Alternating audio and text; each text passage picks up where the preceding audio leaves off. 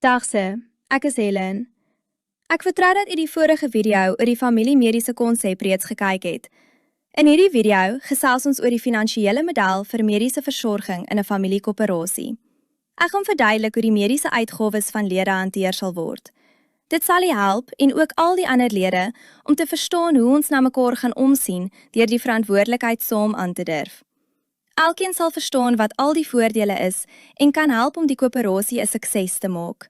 Dit is lekker om te verduidelik hoe innoverend die familiekoöperasie is ten opsigte van die mediese uitdagings wat ons het. In u reis deur die lewe moet u sorg dat die gesondheid altyd baie goed is. Dit is egter nie iets wat u altyd alleen kan regkry nie. Soms het u hulp en ondersteuning nodig. Dit is waarom die familiekoöperasie en die mediese koöperasie daar is om te help. Om gesond te bly is een van u belangrikste take en om voorsiening te maak vir wanneer u hulp gaan nodig kry natuurlik ook. Om gesond te bly en gesond te word kan 'n duur en onvoorspelbare situasie wees. Die familiekoöperasie kan help deur voordele te bied wat op samewerking gegrond is, met die doel om almal se welstand te ondersteun. In die familiekoöperasie weet ons dat daar ten minste 5 uitdagings is wat u moet oorkom vir 'n gesonde lewe. Die eerste uitdaging is dat daar ongereelde uitgawes is om u dag-tot-dag gesondheidstoestand aan te spreek. 'n Skielike kopseer of tandpyn, griep of ander ongesteldheid moet onmiddellik aangespreek word. Anders moet die pyn of ongerief verduur. As u kan geld spaar op die kostes van medisyne en dienste, sal dit die lewe makliker maak. Die koöperasies gaan u hiermee help. In die familiekoöperasie is dit moontlik vir u om gedissiplineerd 'n bedrag geld te spaar wat gebruik kan word om onvoorsiene uitgawes mee aan te spreek. Die koöperasie kan dit ook verder tot u voordeel hefboom. Die tweede uitdaging is dat daar skielik 'n noodsituasie kan wees waar u meer geld benodig as wat u gespaar het.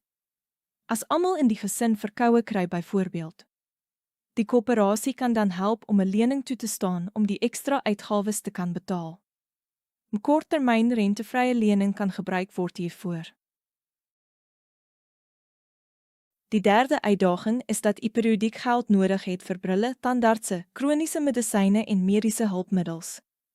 In die koöperasie gaan ons die koopkrag van al die lede gebruik om vir u besparings te bewerkstellig. Die vierde uitdaging is die kostes van hospitalisasie en spesialistiese behandeling. U moet voorsorg tref vir die ergste scenario moontlik. In die koöperasie is dit moontlik om met bekende statistiek en 'n goed berekende model hiervoor voorsiening te maak. 'n Rentevrye lening oor 'n lang termyn is een van die oplossings. In die 5de uitdaging bestaan die moontlikheid dat u trauma-behandeling kan benodig as gevolg van 'n ongeluk, 'n ernstige mediese toestand of selfs 'n gewelddadige insident. So 'n insident kan u finansiëel reineer. Selfs hiermee kan die koöperasie 'n plan maak. As almal bydra tot 'n spesiale pool van kapitaal wat groot genoeg is om die ergste uitdagings te oorkom, sal die hele familie gerus wees oor hierdie saak. In die familie sal gesorg word dat enige oplossing vir u bekostigbaar sal wees. Om die mediese finansiële plan in die familiekoöperasie aan te bied, word daar weggespring met bestaande werklikhede. Volgens mediese statistiek behoort net sowat 10% van Suid-Afrikaners aan mediese skemas. Baie natuurlik, omdat hulle dit nie kan bekostig nie. Kom ons aanvaar dat onder ons modelfamilie is die verhouding 20% wat alreeds aan 'n skema behoort en 80% wat nie daaraan behoort nie. Ons wil natuurlik hê dat al ons lede van die koöperasie se plan gebruik sal maak. Daarom sal ons meer as een persoonlike strategie moet volg. In die vorige video het ek al reeds gemeld dat die koöperasie 'n doel wil bereik waar almal gratis medies kan geniet, omdat die koöperasie al die mediese uitgawes uit opbrengs en beleggings sal betaal, so gou as wat ons dit kan regkry. In die video gaan ons 2 strategieë bespreek as voorbeeld van hoe ons dit gaan regkry. Die eerste strategie is vir diegene wat nie aan 'n skema behoort nie, en die tweede sal wees vir persone wat wel aan 'n skema behoort, maar wil oorskakel na die familie se plan. I've thought it through. I'm joining the medical cooperative. Here's the medical scheme document and the medical cooperative membership. Together, they provide comprehensive coverage. Fase 1 is as die lid begin en tussen 20 en 40 jaar oud is. Fase 2 is die tydperk tussen 40 jaar oud en 60 jaar oud. En die derde fase vir wanneer hy byvoorbeeld 60 jaar en ouer is. Hierdie fase se tydperke kan self deur die lede bepaal word, maar sal ook al die lede se gesamentlike beplanning in ag neem. Die eerste kategorie van die mediese plan sal die spaarrekening vir maandelikse uitgawes wees. Die lid sal self begroot hoeveel hy of sy in hierdie rekening gaan betaal om te gebruik. As die lid kan regkry om besparings op uitgawes uit hierdie rekening te bewerkstellig, kan die surplus van tyd tot tyd oorgedra word na die lid se mediese beleggingsrekening. Die doelwit sal wees om uit hierdie besparings genoeg te belê sodat die rente of dividende in die toekoms die lid se eie bydrae kan vervang. Die tweede kategorie is die krisisoorbruggingspaarrekening. Die spaarbalans in hierdie rekening kwalifiseer die lid vir korttermyn rentevrye lenings om tekorte te kan aanvul op die maandelikse spaarrekening. Weereens kan die lid hierdie rekening so hanteer dat hy of sy die surplusse daarin na die beleggingsplan kan oorplaas. Die lid sal dan in die eerste fase self die lenings ten volle betaal. In fase 2 sal sy paemente gesubsidieer kan word en in fase 3 sal die aanvullings vir die rekening bereken wees volgens die opbrengs van sy bydrae tot die pool. Die derde kategorie van die plan is vir die lid se gestruktureerde uitgawes, soos oogkundige, tandheelkunde en kroniese uitgawes. Hier word aanbeveel dat die lid sy bydraes tot die pool self verhoog bo die inflasiekoers elke jaar. So bou die lid 'n teikenbedrag in sy beleggingsrekening wat sy uitgawes sal subsidieer in al groter mate oor tyd. Kom ons bereken so 'n teikenbedrag as 'n voorbeeld. Volgens die gemiddelde spandering van R2236 per jaar, moet so 'n beleggingsrekening wat 10% opbrengs per jaar lewer, ten minste R22.360 moet beloop. Om so 'n bedrag in 40 jaar, oftewel 480 maande op te bou, moet die lid elke maand R47 tot sy beleggingsrekening voeg. Hy sal natuurlik dit al makliker vind as die opbrengs wat hy verdien ook tot die kapitaal gevoeg word. Die lid kan natuurlik ook besparings verwag sodra die mediese koöperasie die kostes verlaag van hierdie uitgawes en die lid self die gebruik van hierdie pool verminder. Die vierde kategorie, kom ons noem dit die hospitaalplan, behels natuurlik baie groter bedrae, maar met minder insidente per leeftyd van 'n lid. Gemiddeld beland lede 3 keer in hulle leeftyd in die hospitaal. Die koste van so 'n geleentheid kan so min as R50.000 wees, of selfs soveel as R150.000. Omdat daar so min verwagte insidente per jaar tussen 1000 lede verwag word, beteken dit dat 'n lid soveel as 15 keer sy spaarbydrae sal kan leen in die eerste fase. Die lid bepaal natuurlik self sy bydrae tot hierdie spaarplan en sou sy strewe wees om ten minste R10.000 te spaar om vir die ergste gereed te wees. Teen R166 per maand sal dit 5 jaar neem om dit reg te kry. R84 per maand sal 10 jaar neem. Om ten volle gratis hospitaalplan op te bou, moet die gemiddelde lid R104.000 in sy beleggingsrekening opbou. Teen R863 per maand sal dit om 10 jaar neem om dit reg te kry. 'n 20 jaar termyn sal om R432 per maand verg. Omdat traumabehandeling ook ander addisionele faktore het, soos langer hersteltyd en soms ook ander finansiële implikasies, sal ons voorbeeldlid sy bes moet doen om sy trauma-bydraes in plek te kry teen 50-jarige ouderdom. Sal hy iets ernstigs oorkom, sal dit vir die lid baie moeilik wees om die trauma te hanteer met 'n lening, omdat die paemente oor, selfs 'n langtermyn, moeilik sal wees om te bekostig. Binne die koöperasie sal 'n konservatiewe benadering gevolg word, waar die traumadekking gehanteer kan word uit maandelikse ledebydraes, soos die premies van mediese skemas. Hierdie dekking sal dan jaarliks kan verhoog en so verseker dat al groter uitbetalings gemaak kan word. Volgens die mediese statistieke is die kanse vir 'n trauma-insident selde meer as 2 keer in 'n lid se leeftyd, natuurlik afhangend van sy mediese profiel. Die lid kan dus 'n lening terugbetaal indien daar genoegsame tyd oor is om te doen. Na 50 sal dit beter wees om 'n uitbetaling te kry. Om die uitdaging kragtadig op te som. Om 'n groot genoeg beleggingsportefeulje op te bou om alle mediese uitgawes van 1000 lede te kan hanteer, sal ten minste R700 per maand per lid oor 30 jaar neem. As die familiekoöperasie en die mediese koöperasie hierdie uitdaging met erns opneem, kan dit moontlik in 15 jaar bereik word.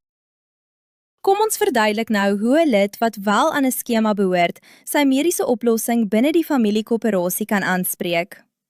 Ons aanvaar dat die lid sy strategie ook in 3 fases sal uitvoer. Baie lede se werkgewers subsidieer hul mediese bydraes en hulle kan dit teen belasting ook afspeel. Die lid sal self begroot hoeveel hy of sy in die spaarrekening vir maandelikse uitgawes sal bydra om te gebruik. Die lid het reeds so 'n rekening in sy skema wat hy eerste sal gebruik. Hy kan dus minder hiertoe bydra, net vir ingeval dit nodig mag wees. Die doelwit sal wees om uit bydraes genoeg te belê sodat die rente of dividende in die toekoms die lid se eie bydra kan vervang uit die beleggingsrekening. Die lid sal graag wil voorsiening maak vir wanneer hy nie meer aan so 'n skema sal behoort nie, of die familie se plan goedkoper is as die skema waaraan hy behoort. Die tweede kategorie is die krisisoorbruggingspaarrekening. Die spaarbalans in hierdie rekening kwalifiseer die lid vir korttermyn rentevrye lenings om tekorte te kan aanvul op die maandelikse spaarrekening. Gewoonlik bied skemas nie so 'n voordeel nie en moet die lid vir ekstra uitgawes uit sy sak betaal. Weereens kan die lid hierdie rekening so hanteer dat hy of sy die surplusse daarin na die beleggingsplan kan oorplaas wanneer hy wil, om so gou as moontlik gesubsidieerde lening te kan maak en op die einde heeltemal gedek te wees uit die beleggingspool.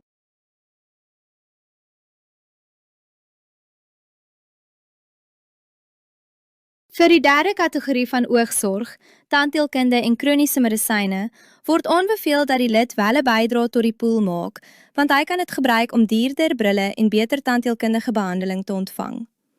Dit sal wys wees van die lid om ter voorbereiding vir die toekoms ook vir hierdie uitgawes by te dra tot die beleggingsrekening. Die lid kan natuurlik ook besparings verwag sodra die mediese koöperasie die kostes verlaag van hierdie uitgawes. Die lid kan sy skema se hospitaalplan natuurlik aanvul in die koöperasie om meer kapitaal te kry by die koöperasie as wat sy skema bereid is om uitbetaal.